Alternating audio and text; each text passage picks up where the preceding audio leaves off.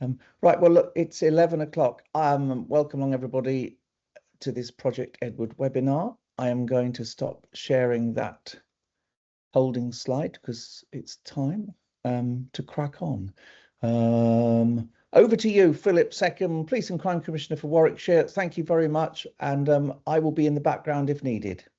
Great, thank you very much, James. And I want to say, to start with, thank you very much, not only for putting these 4 webinars together, but for your passion and the way Project Edward is developing, I think, of great benefit to all of our road users. So thank you for that, James. So good morning and to everybody else, and welcome. This is the last webinar of 4. My name is Philip Seccombe. I'm the Police and Crime Commissioner for Warwickshire.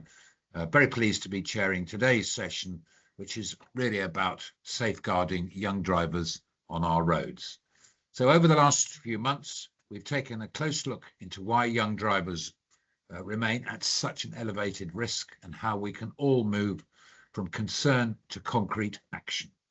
We've heard from policymakers, campaigners, young people themselves, instructors, bereaved families, and employers. They are all united in a simple idea. Passing your driving test should not mean you are left to fend for yourself in the highest risk months of your life. I'm delighted to be joined again by Joy, who will be joining us, who is the Police and Crime Commissioner for Durham. And we've worked closely on this now for a number of months, probably coming up to a couple of years now, as a project to safeguard young drivers. And I also want to thank all of you for joining this body, where the numbers are climbing as I speak. So just a couple of housekeepings. We should just say hello and welcome to our 2 guest speakers today. Firstly is Elizabeth Box, a well-known campaigner in the field we're discussing, and I'm sure she'll introduce herself a bit later on. And then Tom Stenson, who's the head of training at the Approved Driving Instructors National Joint Council. And good to see you both. So just a few practical points before we start. Today's webinar is being recorded and will be made available on the Project Edward website and the YouTube channel shortly after we finish. Please do use the Q&A or chat function to share your questions, and we will try and pick up as many as we can in the latter part of the session. So today we want to do 3 things. Firstly, we want to reflect on what we've learnt across this 4-part series. Secondly, to look at the latest evidence on the risk to young drivers, on what works, and where public and political opinion now sits. Thirdly, to explore what should happen next, both nationally and locally for all of us. And if we are serious about safeguarding young drivers, we need to do all of those. So I'm going to start off in webinar 1. We heard from colleagues in Northern Ireland who've successfully secured a form of graduated driving licence due to start on the 1st of October this year. They explained how a structured licensing system with a minimum learning period, stronger training requirements, and post-test restrictions is being introduced specifically to reduce the disproportionate involvement of new drivers in fatal and serious collisions. Just going to check, is Joy on? Joy, are you joined us yet? Yes, hopefully you can hear me, I can hear you. So, yeah, I'm happy to cover the webinar too. Yes, please. Yes, let's just push on as planned. Yep. Lovely. Thanks, Joy. We focused on voices from the ground, and this is where we listen to young people in Warwickshire and County Durham, and to driving instructors, and to Chris and Nicole Taylor, who so bravely shared the story of their daughter Becky. What came through strongly was that young people do understand risk, but they do want frank conversations, better preparation, and systems that do not leave everything on their shoulders alone. Excellent, thanks, Joy. So in the 3rd webinar, the last one we did, we moved to young people driving for work, apprentices and early career drivers suddenly responsible for vans and company cars. We heard that a driving licence is too often treated as the end of the progress, when in reality, we think it should be the start of structured support, mentoring, and good employee practice. So across all 3 webinars, the message was consistent. Young drivers face disproportionate risk, especially in the first year after passing their test, on rural roads and at night. And the system as it stands, we think, is not doing enough to manage that risk. So Joy, what has stayed with you most strongly from the series so far? I think, Philip, what stayed strongly with me throughout this series was hearing from the bereaved families whose lives have been changed forever, and also recognising the importance of campaigning to prevent future tragedies. I think listening to the bereaved parents, young drivers and driving instructors really reinforced that these collisions are not simple accidents. Many of them are predictable and therefore preventable. We also heard something very encouraging, that actually young people themselves aren't rejecting change. They do want better preparation, more experience, greater support as they make their transition to independent driving. And they also recognise that passing their driving test doesn't mean they've experienced every challenging situation they face. And as police and crime commissioners, particularly in a large rural force like Durham, I see the consequences too often. Young drivers are disproportionately represented in the most serious collisions on our road. And that's why I believe that this is fundamentally a safeguarding issue. Driving is one of the few activities where we expect young people to manage one of the highest risk periods of their lives with the least structured support. So the government's new road safety strategy, again, rightly recognises the need to reduce the devastating collisions, combined with the Northern Ireland's introduction of graduated driving licence this autumn. We now have both the evidence and the real momentum from change. So finally, for me, the overwhelming message from this series is that we have the evidence. We've got practical solutions and growing public support. The question is no longer whether we should do more, but how quickly we are prepared to do it. Thanks, Philip. Great, thanks, Joy, and I totally agree with what you've said. So against that backdrop, I think we need to remind ourselves what is the wider evidence is telling us. Recent figures from Great Britain show that young car drivers between 17 to 24 still account for 1 of 5 killed or seriously injured on our roads, involving cars, despite making up as a much smaller share of the licence holders and the traffic on the roads. We also know that their passengers are at an elevated risk as well, particularly on rural roads and at night. Same time, public opinion has been shifting.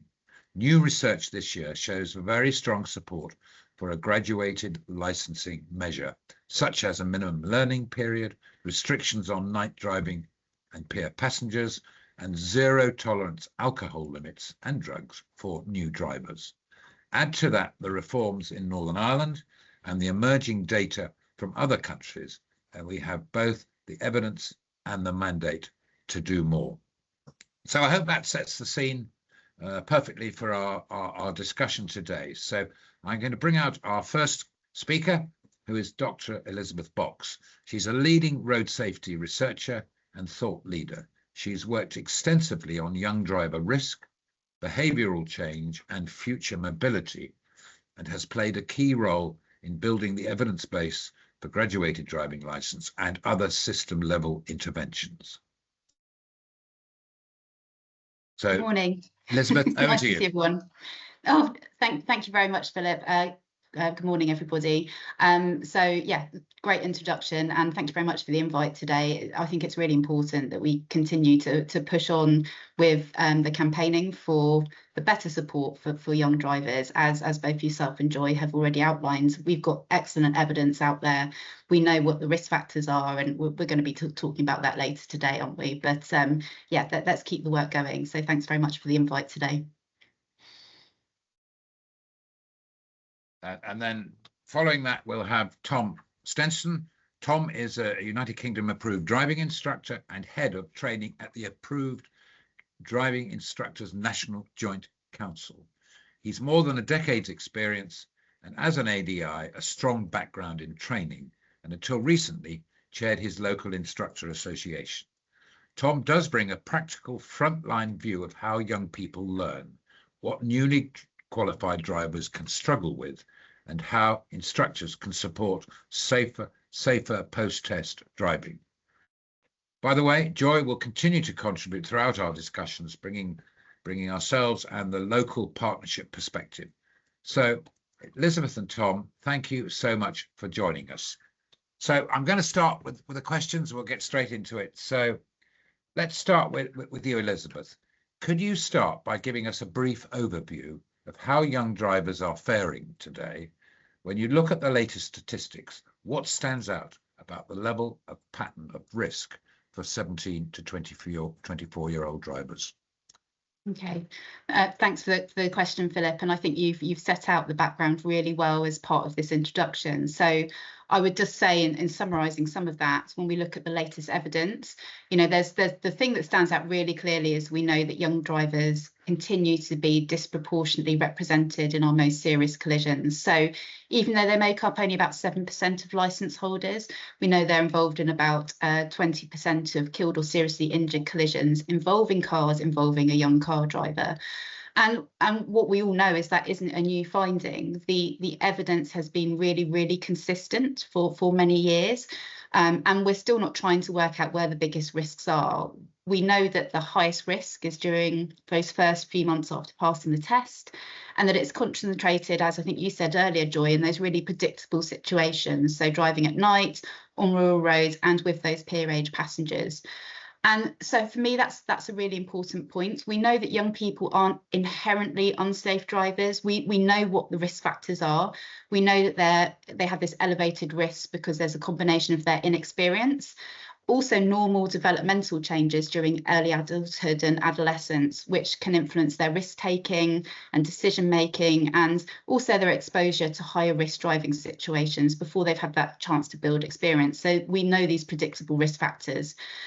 And that's why I guess I consider this really as a safeguarding issue. When the risks are so well understood and so predictable, I think we all have a responsibility to design a licensing system that helps young people gain that experience gradually, whilst also protecting them during the periods where we know they're most vulnerable. Great, thanks, Elizabeth. We've got an interesting comment from Peter McKenna come in, saying the only issue with, you can probably see it, with restricted night driving is to reduce the employment chances for young people. So lots of people do night work, and obviously lots of our young police officers do.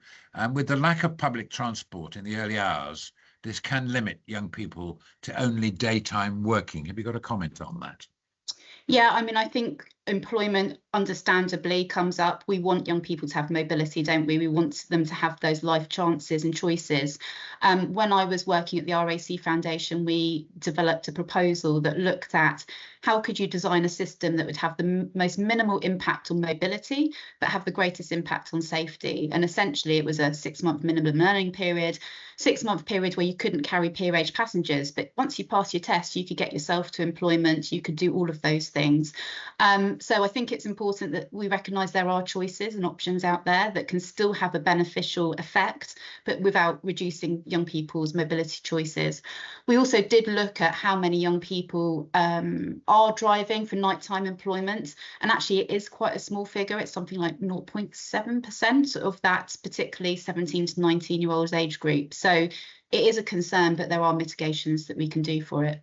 Yeah, that's interesting. And Alison Hankinson has chalked up, lived in New Zealand, working with young people for 10 years, where GDL, as we know, has been introduced. It was totally accepted culturally, but there did have to be special concessions linked to work, which could be done here as well.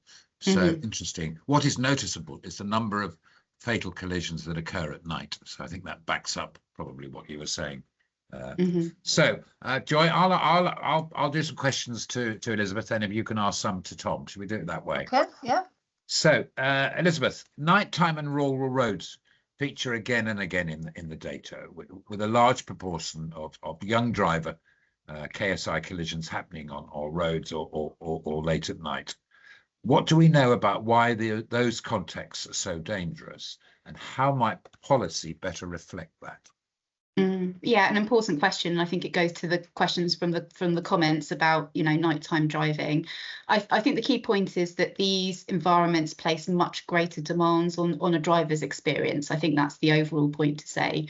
So we know that rural roads, they involve higher speeds, sharper bends, there's often more limited visibility, and nighttime driving, that kind of adds to the situation in terms of reduced visibility at night, fatigue. We know that young people experience fatigue in particularly if they're doing shift work, and often more social driving with friends. So, you know, none of those factors are inherently dangerous on their own, but when you combine them with the limited experience of a newly qualified driver and that developmental context that we're talking about, that's where the risk increases significantly. So, as we've talked about earlier, I think the important thing is that these risks are predictable.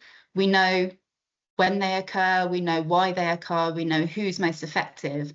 And, you know, that's why we need policy to focus on managing exposure to those risks in those first few months of passing the test, so that young drivers have that opportunity to build that experience rather than expecting to cope with it and in a really demanding situation from day one.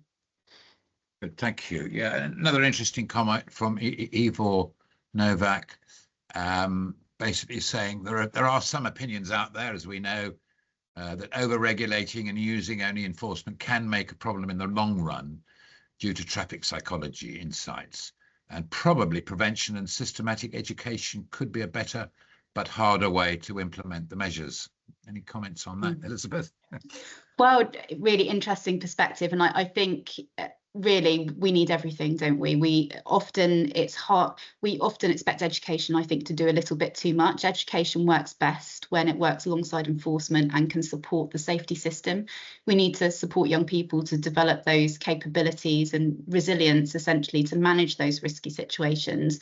But we also need to set up the system right so that parents can set the right expectations, that people don't expect to do everything from day one. So yeah, I don't think there's any silver bullets here. I mean, GDL is the nearest we have to a silver bullet because it sets the right context, and then everything else can build from that.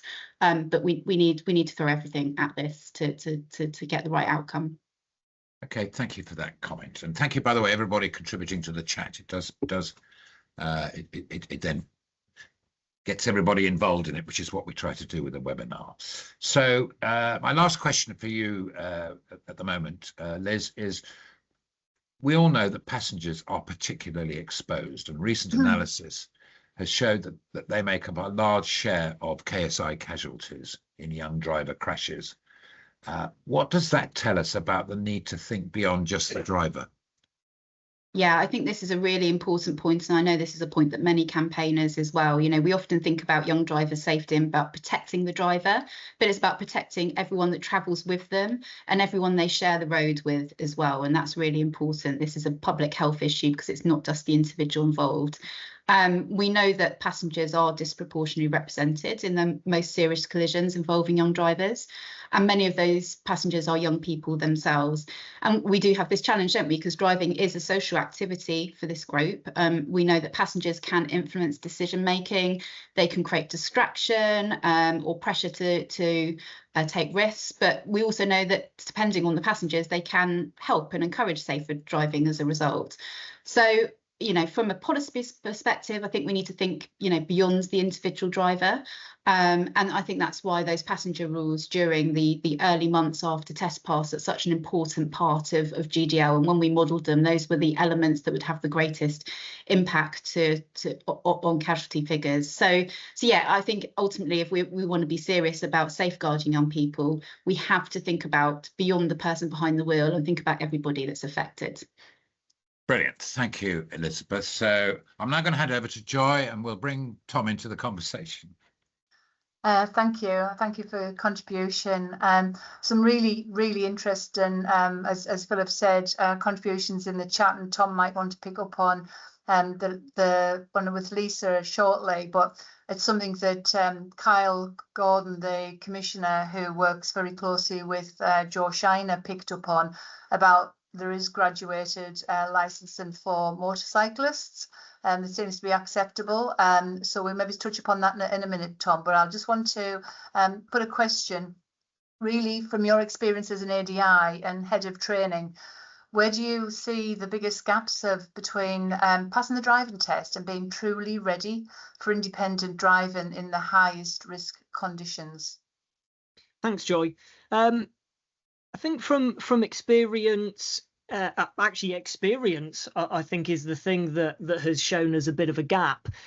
We as driving instructors, we can be a little bit limited with the experience that we can give our learners. Somebody had mentioned in the chat earlier about nighttime driving, especially at this time of year. In order for us to do nighttime driving with some learners, we're having to wait till sort of 10 o'clock at night.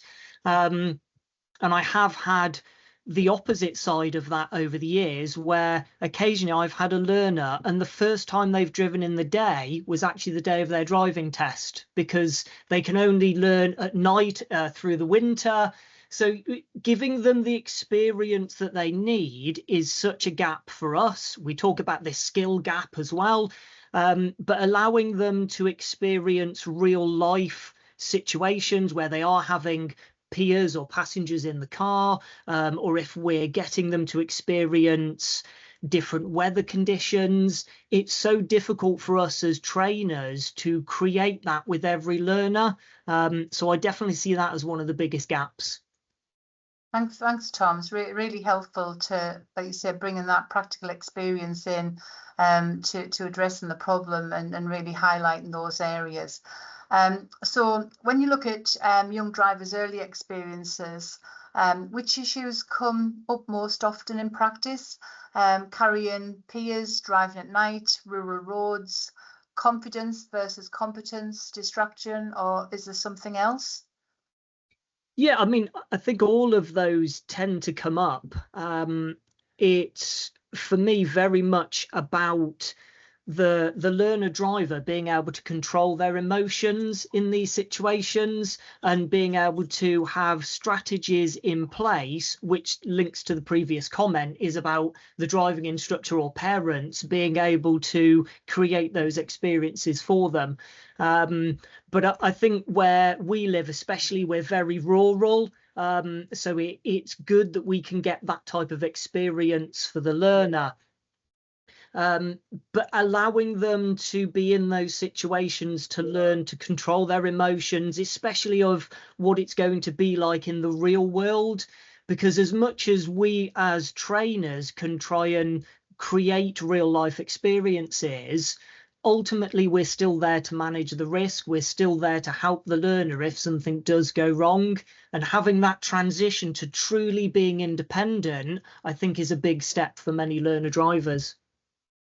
Thank you. That's really helpful. And I'm just looking at Nicola's put a comment in there, but there was Alison mentioned about the driving instructors doing more around the fatal four, and I know that's something that we've picked up on, and the importance of that relationship. And recently attended a Tyre Safe conference, and it's like the practicalities, it was like looking after your vehicle, looking after the safety of the vehicle as well. Is that something that's on the agenda? Yes, definitely.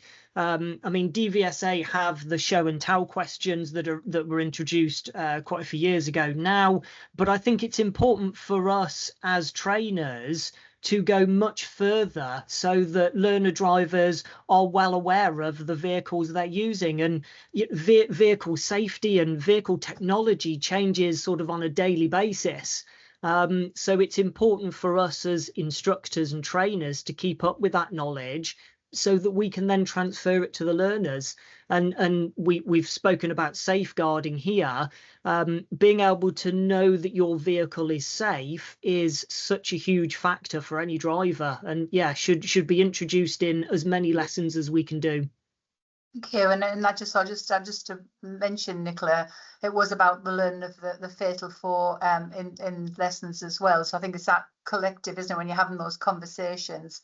It's really helpful. But just looking at the current learning to drive process, given what we've just been talking about, could it be strengthened so that young people build more experiences before the test? Are there any changes in the minimum learning period, supervised practice, logbooks, coaching that you think would make the biggest difference that we maybe aren't doing currently? Yes, I think coaching very much is not on the forefront of every driving instructor's lesson, and I think it's so important. There's lots of evidence to show how beneficial that can be, but I think it's also very important to be able to have that connection between parents and guardians.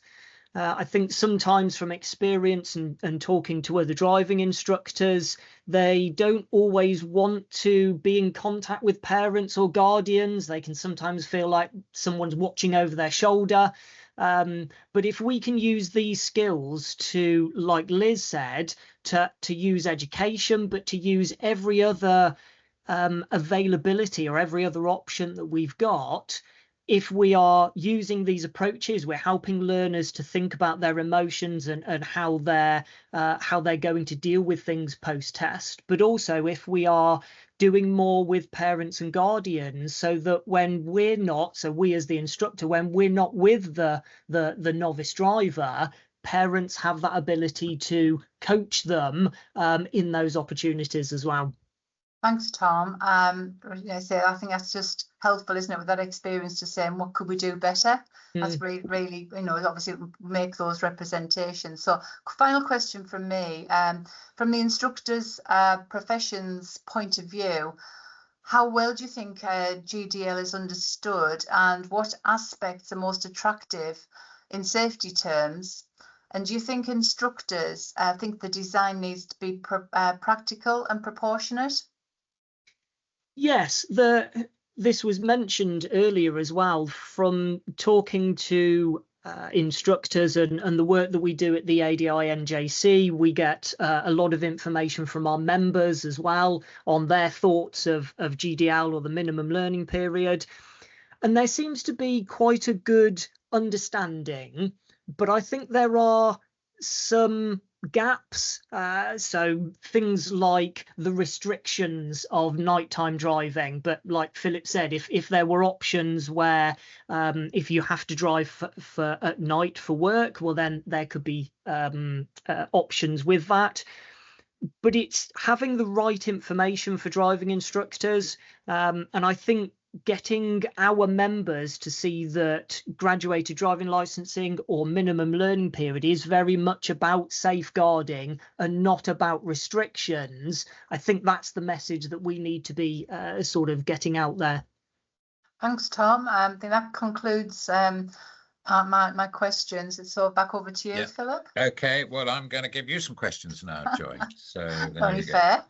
So yeah, that's been really interesting contributions from both Elizabeth and Tom, and there's some good comment. We can't read all the comments in the chat, but there's some good comments coming in, and we'll try and pick out those that are the most relevant.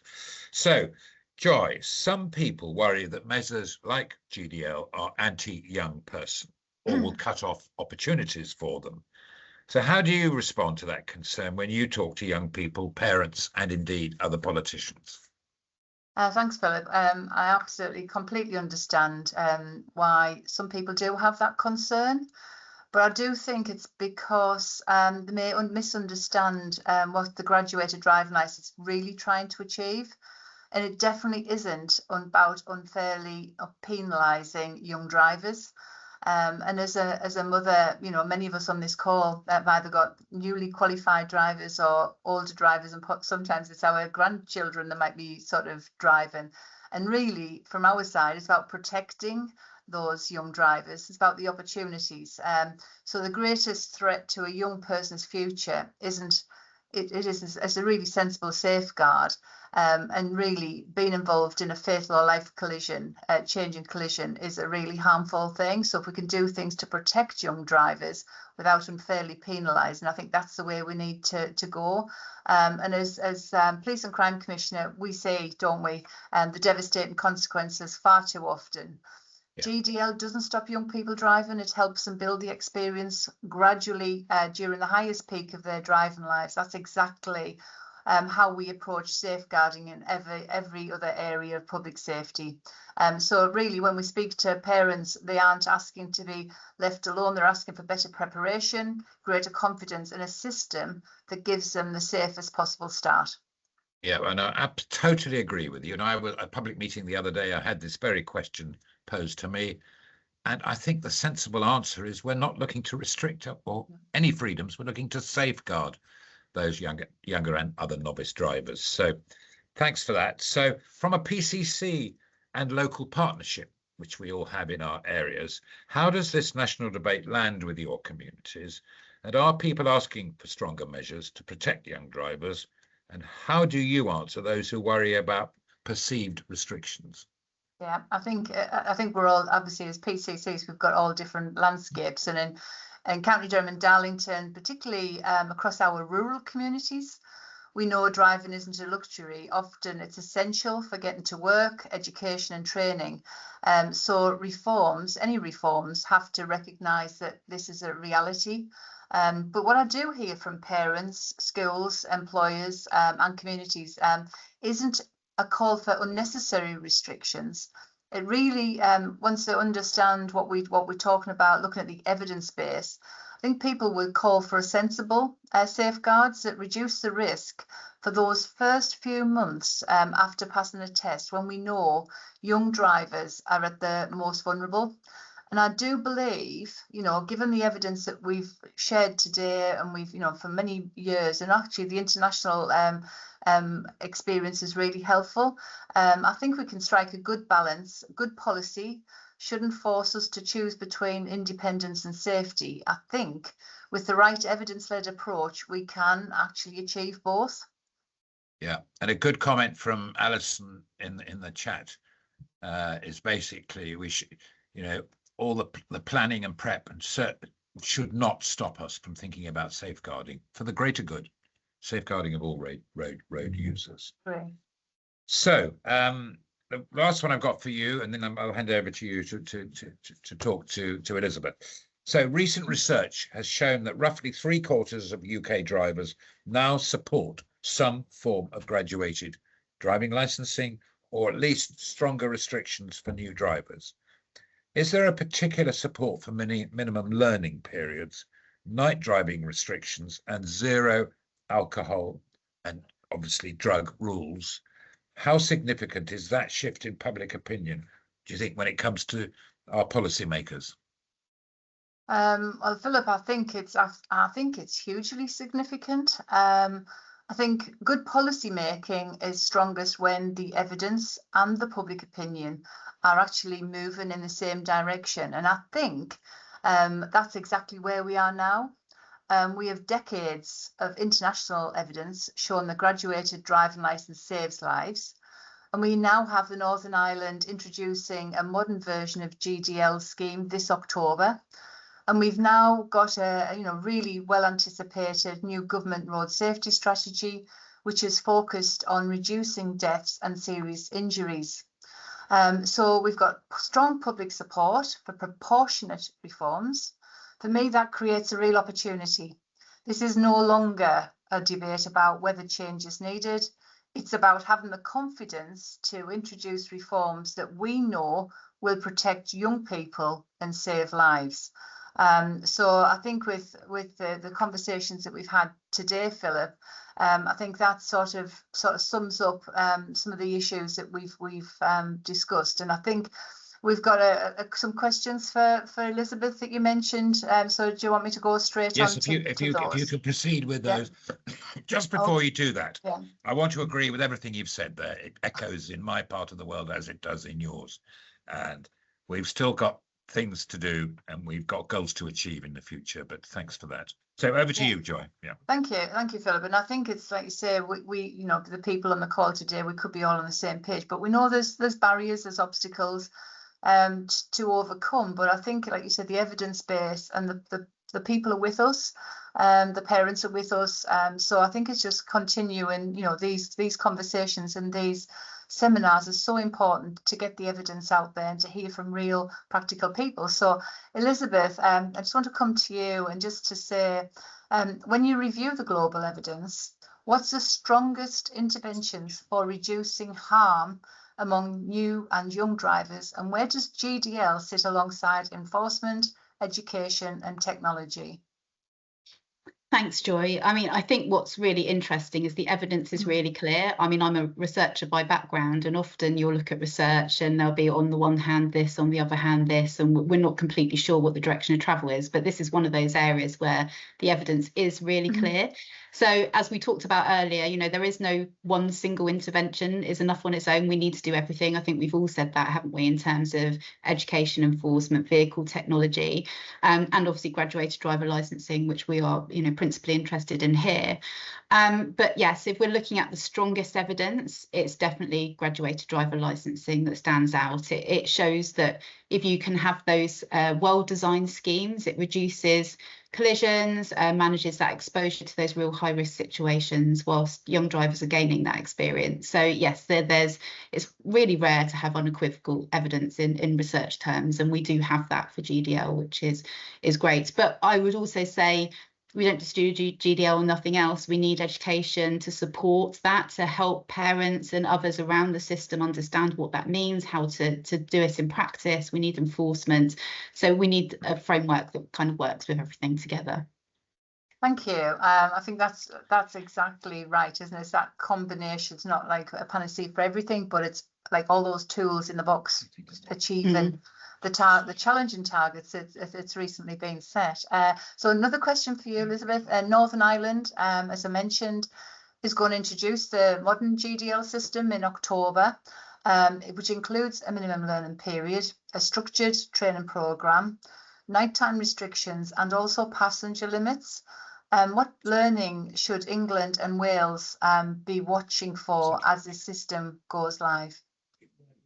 Yeah, it's really interesting, isn't it, to see what's happening in Northern Ireland, and they have been working at this for quite some years as well. So it's great to see that they've been able to push that forward. And there's a lot of agreement when you listen to those from Northern Ireland, from all different sectors, about this is what's happening. We're all on board, which is great. And so, yeah, I think it's really important we learn from what's happening in Northern Ireland, because it's the closest example to home, isn't it, that we have. And they have a very similar legal and cultural context. So I think it's going to provide really valuable implementation evidence and kind of public acceptance, all of that side of things. But yeah, I think we should also remember we're not starting from scratch. We already have those decades of high quality international evidence that shows that well-designed GDL works. So we shouldn't just be sitting back and waiting for Northern Ireland. I think it helps us understand about implementation. But I don't think England and Wales should be sitting back and waiting to see what happens before taking action themselves. Yeah, I think that's it. It's good advice. That I think it's good to see something close to home. But you're right. Decades of international evidence should be informing the work ahead. So now I want to ask. I've got a couple of questions for Tom. How important do you think the minimum learning period component is compared with the post-test restrictions? And if only one thing could be prioritised, should it be to lengthen and structure learning, or to manage exposure after test pass? I think we've all kind of agreed here that it's not necessarily an either or. I think both are hugely important. However, as a trainer, I think having a better structure for learners would definitely help. Although there are barriers that we have to deal with, you know, we're not always having access to rural roads or other types of driving environments for every learner. But I think if we could have a better structure, which then works alongside post-test, we've got this all-round good part of education at the start, and we have got those good opportunities after test as well. Thank you. I think that's really helpful to understand some of those things from your experience. Can you also, you know, we often hear, Tom, concerns that GDL is actually anti-young person. And I think this is a key thing. It'll damage access to work and education. And from, you know, your experience and work with learners and newly qualified drivers, how can those concerns be answered in a way that is credible, and grounded in real life examples? I think that's very much about education again, and this is part for us as trainers to be having these conversations with learners, but parents and guardians as well, to explain to them that perhaps the misconceptions that they've got, or the understanding or the wording, I think restrictions sounds very strong. So if we as an industry, if we can create better relationships, if we can educate our learners in those lessons and educate parents and guardians, I think they're going to have a better understanding of what that is going to do and how that can benefit road safety and young people. I think that just resonates so much with what we do. And obviously we've got the young driver with the pacts, and you say, well, really, do we have to wait for something? Can we get that education out to parents, to grandparents? So you can, use that evidence to inform your relationships, with your young people. So you buy them the car, you buy them the driving lessons, you pay for insurance, but there has to be some opportunities to have these discussions that we've had today between parents and young drivers, because we do desperately so much want to protect them and to save lives, when we know there can be there's a lot of things we can do to prevent deaths and seriously injured on our roads. So Elizabeth, my final question for me before I hand back to Philip, as we've just been saying, are there any misconceptions about GDL and young driver risk that you come up against, and I know repeatedly, either in the media or in policy circles, that you would like to challenge? Can't see Elizabeth. I think Elizabeth seems to have dropped off the call, right. Joy. I know she's straight back. Here she is. So you might Elizabeth, want to ask the question again. Oh yeah, okay, Elizabeth. I'm just saying, this is my question to you. Are there any misconceptions about GDL and young driver risk that you come up against repeatedly, either in the media or in policy circles, that you would like to challenge? Oh, thanks, Joy, and apologies for going off there. My internet was being challenging, as often is the case sometimes. Yeah, I think in terms of misconceptions, I think one of the things we come across a lot is that it's sometimes considered that discussions about young driver safety are somehow about blaming young people. And I really don't think that's very helpful or accurate. I mean, we know from, behavioural science and just developmental science that risk-taking is a normal part of adolescence and early adulthood, and it's part of becoming independent, exploring boundaries and developing into an adult. And, quite frankly, we really do need future generations to be prepared to challenge the status quo and take positive risks. So risk-taking is a positive thing in adolescence. And, I think it's important we frame and understand why risk-taking occurs. So I think the issue isn't young people. The issue is we haven't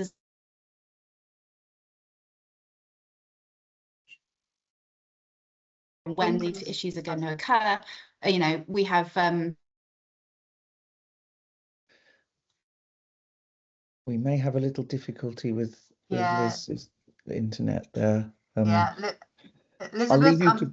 Yeah, we'll just Elizabeth has she did mention that the signal's dropping out. So Philip, can I hand over to you? I know we've got other questions, but also there's quite a lot in the chat as well. Just as looking at time wise that we might want to bring in before we understand that. Lots of questions to go, lots of comments in the chat, which is great. I mean, for example, we've just had one from Jock Boyle. Someone being killed by a vehicle is someone's son, daughter, friend, or somebody that walks, rides, or other road users they know. Why do we accept political apathy? I think that's a really good question, and it's one we've been asking, haven't we, Joy, for months and months, including during the consultation on the government's road strategy. So I've got a question for both of you now. If Liz, you can come first, providing you're on the call. If not, Tom, I'm sure you can jump in. So if we frame this purely as safeguarding and not as just a transport technicality, what do you think a safeguarding package for young drivers in England and Wales should contain. Perhaps one or two elements you see that as essential in that process. I'm happy to answer then if Liz isn't on. Yeah. I think it very much covers those things that we've just said, really, which is about having the education beforehand and having opportunities after for young drivers. Liz and the IM had been working recently on parental resources. So even without having a government GDL, there are resources out there that instructors and parents can use to help them introduce GDL under their own steam, so they're not having to necessarily wait for government change. And I think if that's something that we as an industry can start to implement and develop more, what a great opportunity, and we should really be doing it. Completely. Okay, I think we're still suffering from Liz's Wi-Fi shortage. So we'll carry on with you, Tom, if we may. So one powerful theme from all this series that we've been going through has been about the role of parents and carers, both as influencers and, of course, protectors. So what more do you think we could do to support them with clearer guidance, expectations and tools, especially during the first 6 to 12 months after passing the test? I mentioned a moment ago about some of the resources that are available. I think those should definitely be used far more. But as driving instructors, I think there is a little bit of a theme for some where when that learner passes their test, we lose contact. And I think that's a shame. I think we should be keeping in contact with those young drivers for that first 6 or 12 months. And whether it is that we are having actual in-car training post-test, or whether we're having a phone call or a Zoom session to be able to actually see how they're getting on, to chat to parents and guardians to see what their perspective is. There's very much a bit of a gap for some of our industry where I think that would really help. Brilliant, thank you. Are you back now, Liz? Did you get that question? I am back. I'm really sorry. Living in a semi-rural area is not so good for internet connectivity. It's sort of peak times. I'm not quite sure what everybody does at this sort of time. Maybe they're watching streaming TV or something. I didn't get that question, Philip. Okay. So well, very, very briefly, this was about if we frame safeguarding not as a transport technicality, what do you think a safeguarding package for young drivers should look like? And perhaps can you offer one or two elements as you see it as essential in that package? So, I mean, if this is about kind of what we do in schools, or are you thinking about what we're doing more generally in terms of how we deliver that package? Well, I mean, probably more generally, Liz. Yeah. Okay. Yeah. I mean, the key thing is, and as a few have already said, we have been doing public attitude surveys for a while now, haven't we, to see what the public think about graduated driver licensing, and we are seeing increasing acceptance of the policy. Obviously, in a broader space, we're seeing increasing safeguards coming into place for young people for other areas of harm, potentially around digital social media harms. So I think we are continuing to develop into that area where there's a greater acceptance. And I think it's important that we don't go ahead of that acceptance, because we do need, the public on board to support these measures and to support young people through parents and schools and environments. So I think that package of measures has to look at, as we said, GDL, education, enforcement, that supportive education. But, many people will say, well, if we can't drive or we can't access that opportunity, what other opportunities are there for us? And it'd be interesting to know what other countries are doing with regards to their public transport system opportunities and broader incentives for young people to use alternative options. So framing is important, but we also need to get that package together so that the public can be on board with it as well. Okay, so thanks, Elizabeth. Totally agree with that. Just had an interesting comment. I can't see who it's from, but they agree that the voices of young people are crucial to this discussion, We need to affect change with them rather than dictate a policy. Totally agree with that.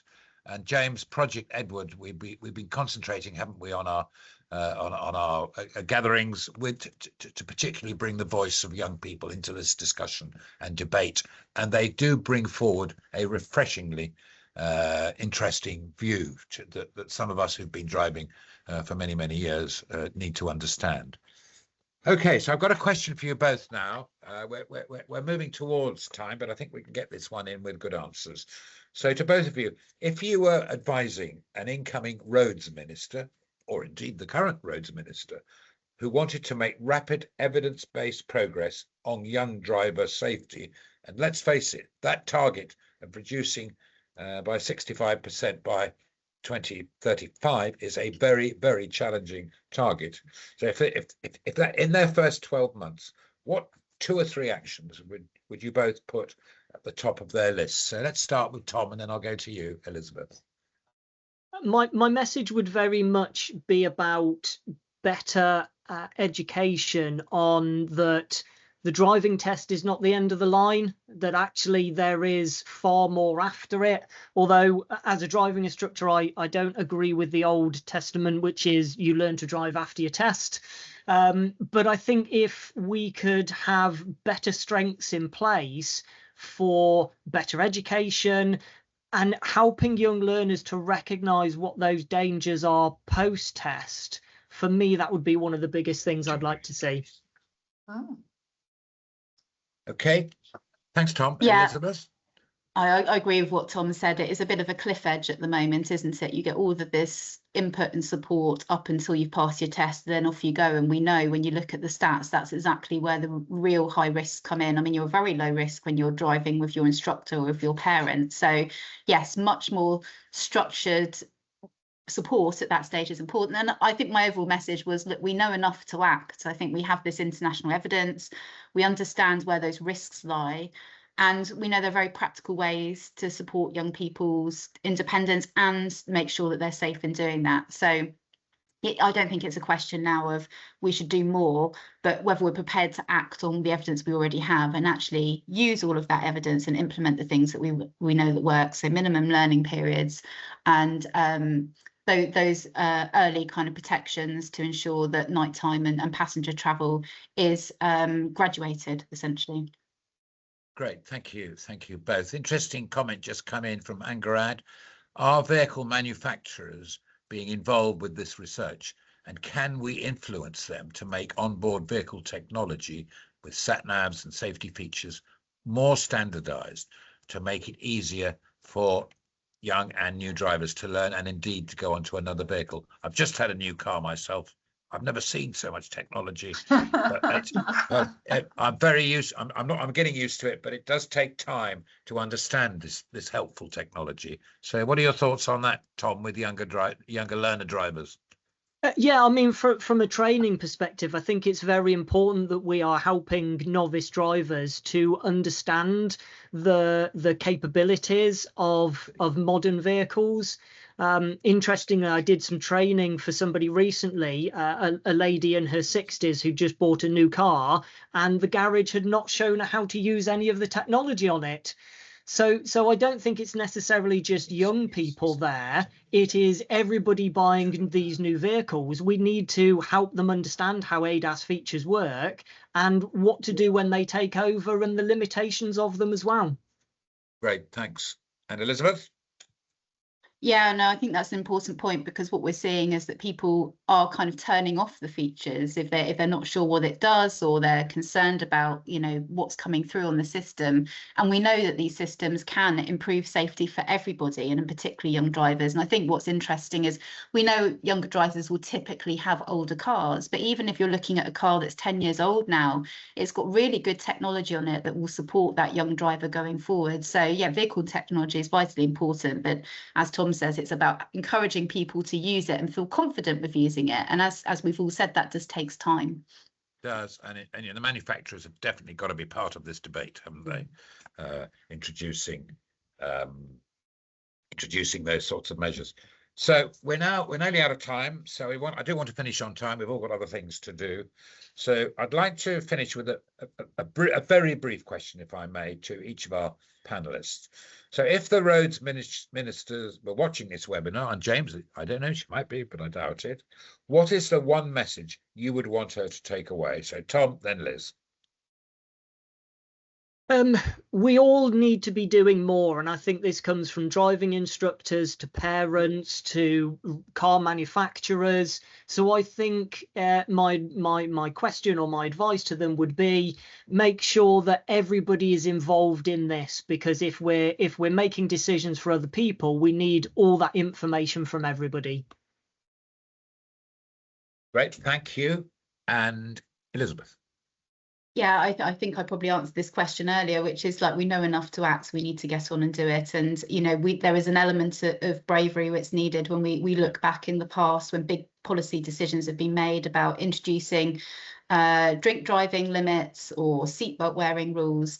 You know, that there's always a period of time where things are discussed and then they're trialled and then they're implemented. We need that for this area. I think because we've got such a huge amount of support across the sector, that is gathering momentum, but we do need that bravery at the top to actually go for it and make those big changes.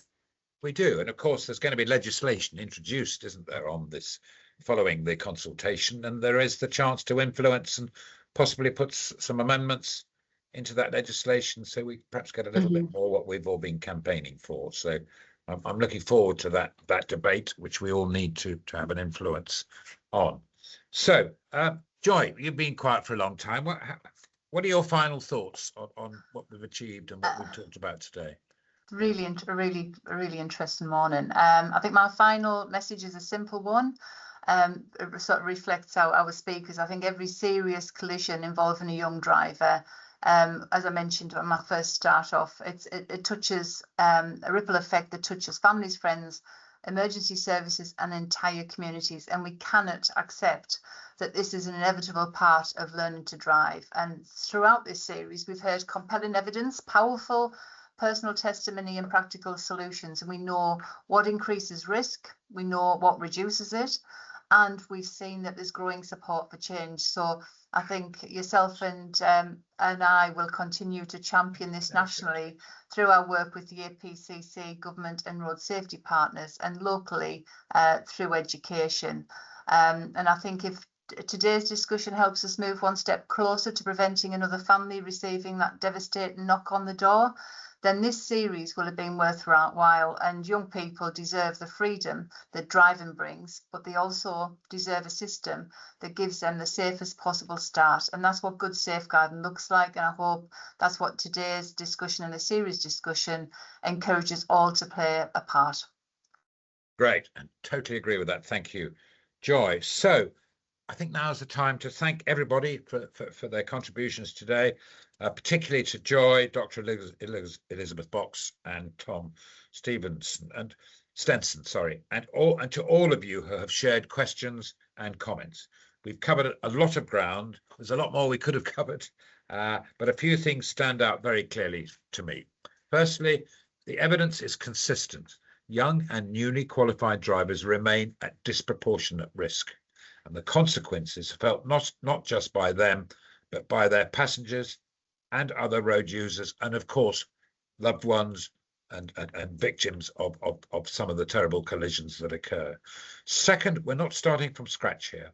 We've proven interventions in the form of GDL type systems, major reform programme about to launch in Northern Ireland, and growing public support for stronger safeguards here in Great Britain. Third, this is fundamentally about safeguarding. It's not about taking away freedoms, to ensure that when young people gain independence, we surround them with a system that manages risk intelligently rather than leaving them exposed to more risk and danger. So as PCCs and local leaders, Joy and I will continue to make the case nationally for a better graduated and evidence-led approach to licensing. Locally, for better support through education, enforcement and partnership work. But many of the most important next steps sit with all of us, in how we design programs, influence policy, support families, and advocate for that change we believe is needed. So please watch out for the recording of this and the previous webinars on the Project Edward website. Share them with colleagues and networks who could not join us live. On behalf of Joy, our panelists, the whole of Project Edward team, certainly including you, James, thank you for everything that you do to protect young drivers on our roads. And thank you all for joining us today. Keep cool for the rest of the day. Thanks very much. Bye. Bye, everyone. Thank you.